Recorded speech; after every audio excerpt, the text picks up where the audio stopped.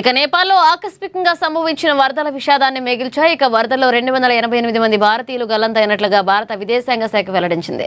వీరిలో తమిళనాడుకు చెందిన 86 మంది, కేరళకు చెందిన 33 మంది, పశ్చిమ బెంగాల్కు చెందిన 32 మంది ఉన్నట్లుగా తేలింది. ఇక మరొక వైపు త్రిశూలి 1 ప్రాజెక్టులో పనిచేస్తున్న 73 మంది భారతీయులు ఆచూకీ కూడా తెలియడం లేదని వెల్లడించింది. ఇప్పటి వరకు 21 మంది భారతీయులకు రక్షించినట్లుగా తెలిపింది. మనస సరోవర్ యాత్రకు వెళ్లి టిబెట్లో చిక్కుకున్న సుమారు 200 మంది భారతీయులు సహాయం కోసం సంప్రదించారని MEA అధికార ప్రతినిధి రణధీర్ జైష్పాల్ తెలిపారు. Project head to get more details about these people. As you well understand, that communication lines in that area, they are totally disrupted, and therefore it has been difficult to get in touch with people on ground. So the first group of 73 people who are working on Trishuli 1 power project, then 2 separate groups of 37 and 49 nationals from Tamil Nadu, Indian nationals from Tamil Nadu, who travelled for Kailash Mansarovar Yatra through Samrat and Fly Everest Travels. These are 2 separate travel agents.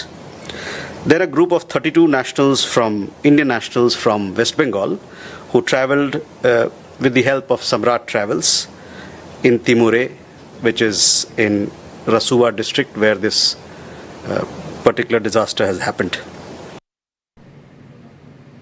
Telangana రక్షణ సేన అధ్యక్షురాలు కవిత సంచలన ఆరోపణలు చేశారు. BRS పార్టీని హస్తగతం చేసుకునేందుకు నేత కుట్ర చేస్తున్నారని ఆరోపించిన కవిత మెదక్ ఎమ్మెల్యేలతో రహస్య మంతనాలు జరుపుతున్నారని అన్నారు. కేసీఆర్ కు వెన్నుపోటు పొడిచే ప్రయత్నం జరుగుతుందని ఆరోపించారు. బీజేపీతో మిలాఖాత్ ఉందని చెప్పేందుకు తన వద్ద ఆధారాలున్నాయని కవిత పేర్కొన్నారు. మంత్రిగా ఉన్న సమయంలో ఆంధ్ర వ్యాపార సంస్థలతో వేల కోట్ల పాల వ్యాపారం చేశారని కూడా ఆరోపించారు. ఇక రాఖీ పండుగ సందర్భంగా గతసారి అడిగితే సిటీలో లేరు అని, ఈసారి ఏకంగా విదేశాలకు వెళ్లిపోయారని కవిత వ్యాఖ్యానించారు. పోయినసారి అడిగిన బ్రదర్ అప్పుడు పట్నంలో లేకుండా వారిపోయినరు, ఈసారి అడగకుండానే విదేశాలకు వెళ్ళిపోయినరు. ఈ ఆడబిడ్డలకు మాకు కూడా ఆత్మగౌరవం ఉంటుంది కదా, బాధ అవుతుంది కదా, ఏమో తెలియదు నాకు. మా ఆత్మగౌరవం మాత్రం చాలా బీభత్సంగా హట్ అయింది. మాకు కూడా రేషం ఉంటుంది, ఎన్నిసార్లు అడుగుతుంది. మెదక్ ఎమ్మెల్యేలు అందరితో కలిసి హరీష్ రావు గారు మీటింగ్ పెట్టుకున్నారు. మీటింగ్లో కూర్చున్న ఒక ఎమ్మెల్యేనే నాకు ఈ ఇన్ఫర్మేషన్ షేర్ చేశారు. ఎన్టీ రామారావు గారు లాగా కేసీఆర్ గారు కూడా గొప్ప మనిషి, ఆయన కొడుకుకి వారసత్వం లేదు కాబట్టి బీఆర్ఎస్ పార్టీ నాకే వస్తుంది, మనం మెదక్లో అన్నీ కూడా గెలుచుకుందాము, తర్వాత బీజేపీతో అగ్రిమెంట్ పెట్టుకుందాము అంటే మెదక్ని వేదిక చేసుకొని బీఆర్ఎస్ పార్టీని హస్తగతం చేసుకొని ఎన్టీ రామారావు గారు పేరు తీసిరంటేనే ఈయన కేసీఆర్కి వెన్నుపోటు పొడుస్తాడు అనేది మనం స్పష్టంగా అర్థం చేసుకోవాలి. మరి బీజేపీలతో ఈయనకు అండర్స్టాండింగ్ ఉందని నువ్వెట్లా అంటావంటే ఒక పేరు చెప్తున్నా, రాసుకోండి. Raj Pushpa open sky villas. పాలల్లో పసుపు మిరియాలు కలిపి హరీష్ రావు గారి ఇంటికి పోతాయి. మిరియాలు పసుపు కలిపిన పాలేది అవుతాడు పొద్దంతా. ఆయన ఎవరో మీరు ఇంటర్నెట్ వెతికితే మీకు తెలిసిపోతారు. బీఆర్ఎస్ పార్టీని హస్తగతం చేసుకొని ఉన్న పార్టీని, ఉన్న ఇంటిని, తిన్నింటి వాసాలు లెక్కబెట్టేటటువంటి వ్యక్తిత్వం, ఆ పవర్తో చేసినటువంటి అవినీతి పరుణ్ణి అంటే ఎటువంటి రాజకీయాలను ప్రోత్సహించాలో దయచేసి తెలంగాణ ప్రజలు ఒక్కసారి ఆలోచన చేసుకోమని నేను కోరుతున్నాను.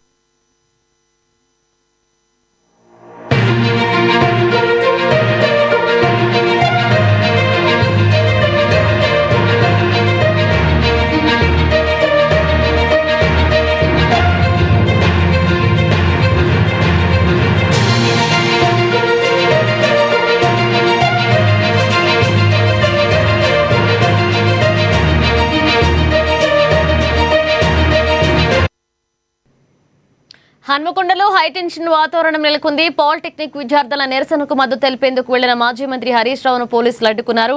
విద్యార్థులను కలవకుండా నిలువరించిన పోలీసులు హరీష్ రావును అదుపులోకి తీసుకున్నారు. కలెక్టరేట్ నుంచి సుబేదారి పోలీస్ స్టేషన్ వరకు హరీష్ రావు కాలినడకన వెళ్లారు. ఈ క్రమంలో కార్యకర్తలు పోలీసుల మధ్య తోపులాట జరిగింది. తోపులాటలో హరీష్ రావు స్వల్ప అస్వస్థకు గురయ్యారు. అనంతరం సుబేదారి పోలీస్ స్టేషన్లో కాసేపు కూర్చుని శ్వాస తీసుకున్నారు. హరీష్ రావు అరెస్టుపై బీఆర్ఎస్ శ్రేణులు ఆగ్రహాన్ని వ్యక్తం చేస్తున్నాయి.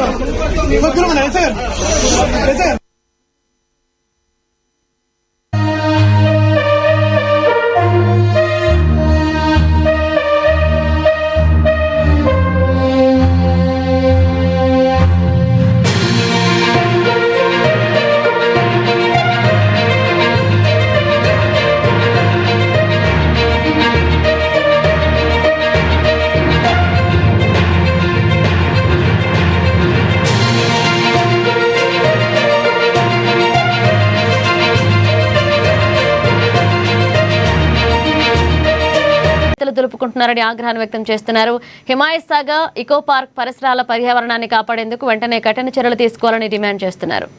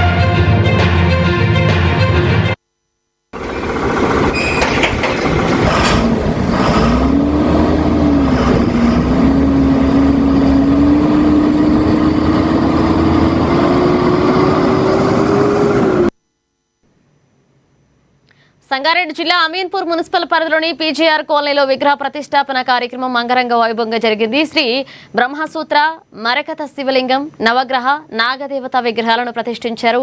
కార్యక్రమానికి ఎమ్మెల్యే మహిపాలారెడ్డితో పాటుగా పలువురు ప్రజాప్రతినిధులు, కాలనీవాసులు పెద్ద సంఖ్యలో హాజరయ్యారు. అనంతరం భక్తులకు భారీగా అన్నప్రసాద వితరణ చేశారు.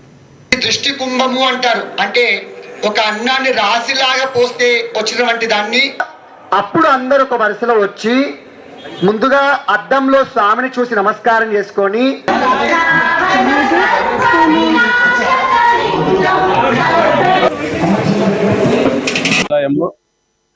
మన బ్రహ్మసూత్ర మరకత శివలింగేశ్వర అండ్ నాగదేవత అండ్ నవగ్రహాల టెంపుల్స్ ని అండ్ ఒక సైడ్ వినాయకుడు, ఒక సైడ్ సుబ్రహ్మణ్య స్వామిని అందరినీ కూడా ప్రతిష్టా కార్యక్రమాలు గత 3 రోజుల నుంచి బ్రహ్మాండంగా చేస్తూ ఫైనల్ గా ఈ రోజు ప్రతిష్టా కార్యక్రమాలు భక్తి శ్రద్ధలతో కాలనీ వాసులు గారి మంచి పూజారులతో అందరూ కూడా వచ్చి చాలా బ్రహ్మాండంగా చేస్తున్నారు. ఇప్పుడే ప్రతిష్టాపక కార్యక్రమం కూడా అయిపోయింది. ఈ కార్యక్రమానికి కాలనీ వాసులు పెద్దగా పాల్గొని భక్తి శ్రద్ధకరమైన వాతావరణం కల్పించడంలో ఆయన ఎంతో కృషి చేశారు. అదే విధంగా ఈ కాలనీ రెసిడెంట్స్ కి అంతకు ముందు మేము ఈ పోచమ్మ టెంపుల్ కట్టుకోక ముందు రోడ్డు దాటి చందానగర్ వెళ్లాల్సి వచ్చే పరిస్థితులు ఉండేవి. ఆ పరిస్థితుల్ని దృష్టిలో పెట్టుకుని ఇక్కడే పోచమ్మ టెంపుల్ కట్టుకుందాం అని చెప్పేసి అది కూడా బ్రహ్మాండంగా పోచమ్మ టెంపుల్ కట్టుకొని ఇప్పటికి 3 సంవత్సరాలు అవుతుంది. బ్రహ్మాండంగా పూజలు కార్యక్రమాలు అందరూ భక్తులు అందరూ సంతోషంగా ఉన్నారు. అదే విధంగా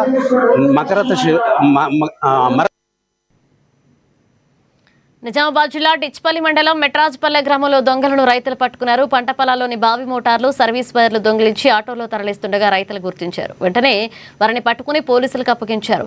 సంఘటనా స్థలానికి చేరుకున్న పోలీసులు దొంగలను అదుపులోకి తీసుకుని ఆటోను స్వాధీనం చేసుకున్నారు. కేసు నమోదు చేసి దర్యాప్తు చేపట్టారు.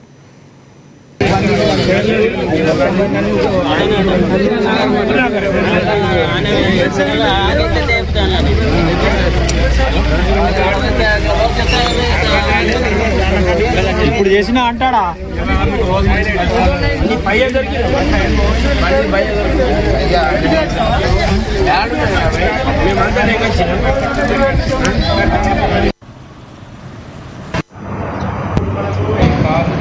నీ పేరేం పేరు? నా పేరు సాయిల్ అన్న. మీ అమ్మ పేరు? అమ్మ నాన్న లేరన్న, నాన్న చనిపోయిన. నువ్వేం పని చేస్తావు? నేను ట్రాక్టర్ లేబర్ పని చేసుకుంటాను. ఏం పని చేస్తావు? ట్రాక్టర్ నడుపుకుంటా లేబర్ పని చేస్తాను. ఏ ఊరు నీది? నాగరం. నీ పేరు ఏం పేరు? ఏం పేరు? అరవింద్. ఏం పని చేస్తావు? లేబర్ పని. ఏ ఊరు నీది? నిజామాబాద్. ఏ ఊరు? నాగారం. ఇద్దరు ఒకటేనా? ఒకటే ఊరా? మీ నాన్న పేరు చెప్పు. మీ అమ్మ పేరు? నీ ఫోన్ నంబర్ చెప్పు ఒకసారి. ఫోన్ లేదా? నర్సింగ్. ఏ ఊరు నీది? నిజామాబాద్. ఏం పని చేస్తాను? జగిత్యాల జిల్లా కొరుట్లలో స్మార్ట్ మీటర్లకు వ్యతిరేకంగా టీఆర్ఎస్ ఆధ్వర్యంలో ధర్నా రాస్తారోకో చేపట్టారు. రైతాంగం, పేదలు, మధ్యతరగతి వర్గాలపై భారం మోపే స్మార్ట్ మీటర్ల నిర్ణయాన్ని కేంద్ర రాష్ట్ర ప్రభుత్వాలు తక్షణమే వెనక్కి తీసుకోవాలని డిమాండ్ చేస్తూ అంబేద్కర్ చౌరస్తా వద్ద ఆందోళన చేపట్టారు. తెలంగాణ రక్షణ సేన కొరుట్ల నియోజకవర్గ ఇన్ఛార్జ్ డాక్టర్ రఘు ఆధ్వర్యంలో జరిగిన ఈ కార్యక్రమంలో టీఆర్ఎస్ నాయకులు, కార్యకర్తలు పాల్గొన్నారు. ఈ సందర్భంగా ప్రజలపై ఆర్థిక భారం మోపే స్మార్ట్ మీటర్ల నిర్ణయాన్ని వెంటనే ఉపసంహరించుకోవాలని రఘు డిమాండ్ చేశారు.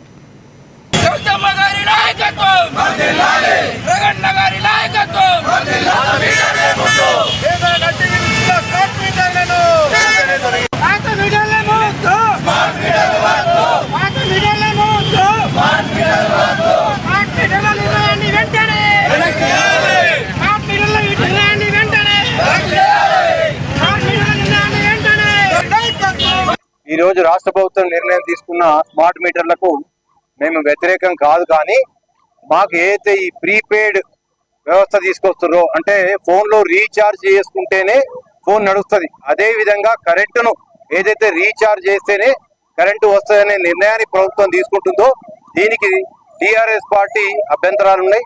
ప్రజాక్షేమం కొరకు పనిచేసే పార్టీగా దీన్ని మేము ఒప్పుకోవడం లేదు. దీన్ని పోస్ట్ పెయిడ్ లాగా చేయగలిగితే మాకేం ఇబ్బంది లేదు. ఎందుకంటే సామాన్య ప్రజలు, బీద ప్రజలు, పేద ప్రజలు, ఏదైతే మా కుల సంఘాలు ఉన్నాయో, చాకలి సంఘాలు కానీ ఈ పేద సంఘాలు ఏవైతే ఉన్నాయో వీళ్ళందరికీ విద్యుత్తు ఈ రీఛార్జ్ చేసుకొని కొనుక్కొని తీసుకోవాలంటే చాలా ఇబ్బంది అవుతుంది. అందుకొరకు దయచేసి రాష్ట్ర ప్రభుత్వాన్ని విజ్ఞప్తి చేస్తున్నాం. ఈ ప్రీపెయిడ్ ఆల్మోస్ట్ దాదాపుగా మీకు వెస్ట్ బెంగాల్ ఈ సిద్ధాంతాన్ని వ్యతిరేకించింది, ఈ ప్రతిపాదన వ్యతిరేకించింది, అలాగే యూపీలో కూడా ఇది వ్యతిరేకించింది. తెలంగాణ రాష్ట్ర ప్రభుత్వం ఇమ్మీడియట్ గా ఈ స్మార్ట్ మీటర్లలో విధి విధానాలు వ్రాతపూర్వకంగా ఇవ్వాలి. వాస్తవంగా ఏం జరుగుతుంది, ఈ 200 యూనిట్లు ఏదైతే ఫ్రీ ఉన్నారో.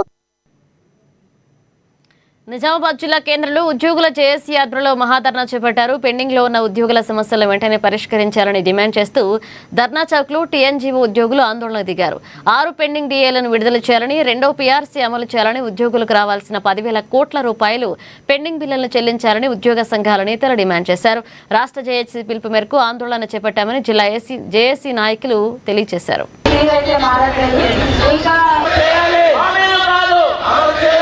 ఎందుకంటే మాకు జీతం థ్యాంక్ యూ అండి అందరికి. నాకు ఈ అవకాశం ఇచ్చిన అన్నగారికి ధన్యవాదాలు తెలియజేస్తున్నాను. తీసేసి మరి ఓపీఎస్ను అమలుపరుస్తామని మేనిఫెస్టోలో పెట్టిన విధంగా ఇక మా అంగన్వాడీ సోదరీమణుల యొక్క జీతాలను 13,500 నుంచి దాదాపు 24,000 పెంచుతామని రాష్ట్ర ప్రభుత్వం ఇదివరకు ప్రకటించింది.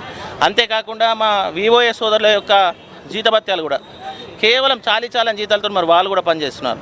ఇక పంచాయతీ సెక్రటరీస్ యొక్క వారి యొక్క ప్రయోజనాలు ఇలా పోతే డిపార్ట్మెంట్ వారీగా పోతే, అధికారుల వారీగా పోతే అనేకమైన పెండింగ్ అంశాలపై గతంలో పలు దఫాలు మరి ప్రభుత్వానితోటి సాక్షాత్తు గౌరవ ముఖ్యమంత్రి గారితో కూడా చర్చలు జరిపినా మరి గౌరవ ముఖ్యమంత్రి గారు ఆదేశాలు జారీ చేసిన ఇప్పటి వరకు కూడా అమలు కాని పరిస్థితి. మరి దాదాపు ఇంకా పెండింగ్ బిల్స్ కూడా దాదాపు 10,000 కోట్ల రూపాయల పెండింగ్ బిల్స్. మరి వీటి కోసం మరి చర్చలు దాదాపు 3 సంవత్సరాల చర్చల తర్వాత మరి రాష్ట్ర జేఏసీ ఆదేశాలు జారీ. ఎందుకంటే మరి ఇకనైనా మనకు సంబంధించిన ప్రయోజనం గుంటూరు జిల్లా మంగళగిరి అభివృద్ధిలో మరో కీలక అడుగు ముందుకు పడింది. నిడమర రోడ్లో 18 కోట్ల రూపాయల వ్యయంతో ఆధునిక హాంగులతో మోడల్ రైతు బజారు, మెగా వెజిటబుల్ మార్కెట్ నిర్మాణానికి మంత్రి నారా లోకేష్ శంకుస్థాపన చేశారు. అరబిందో ఫార్మా ట్రస్ట్ సిఎస్ఆర్ నిధులతో 5.90 ఎకరాల్లో రీటైల్ హోల్సేల్ మార్కెట్లుగా ఈ ప్రతిష్టాత్మక ప్రాజెక్టును ఏర్పాటు చేస్తున్నారు. రైతులు, వినియోగదారులకు మెరుగైన మార్కెటింగ్ సదుపాయాలు కల్పించేలాగా మార్కెట్లో 102 కూరగాయల స్టాళ్లు, 54 పండ్లు, పూల స్టాళ్లు, ఇతర వస్తువుల విక్రయాలకు 60 ప్రత్యేక షాపులు ఏర్పాటు చేయనున్నారు.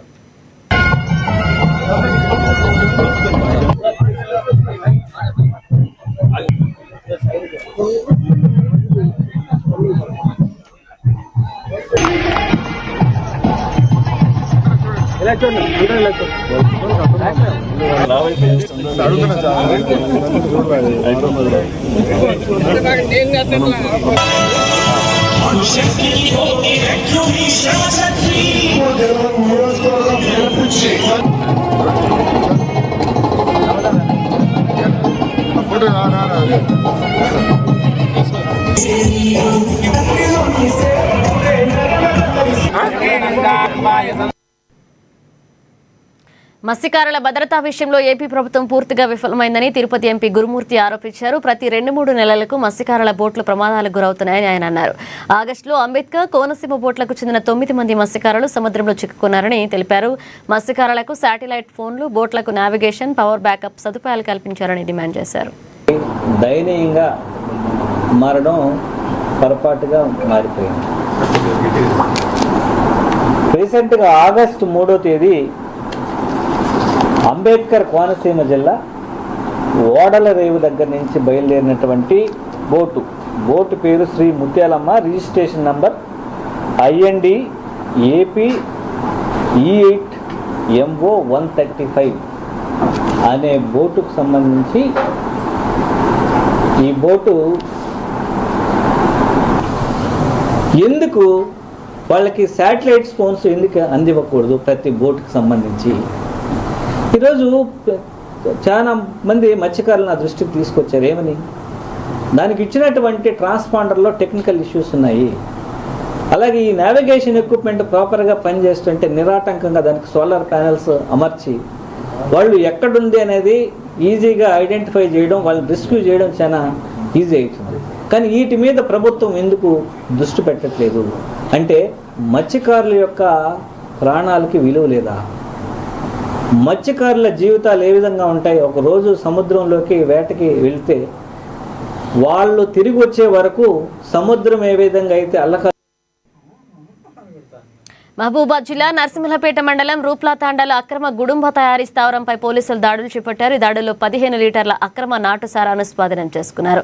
గుడుంబ తయారీకి సిద్ధం చేసిన సుమారు 700 లీటర్ల బెల్లం పానకాన్ని గుర్తించి ధ్వంసం చేశారు. అక్రమంగా నాటుసారా తయారు చేసి విక్రయించే వారిపై కఠిన చర్యలు తీసుకుంటామన్నారు. నరసింహపేట ఎస్ఐ ఆధ్వర్యంలో ఈ దాడులు జరిగినట్లుగా పోలీసులు తెలిపారు.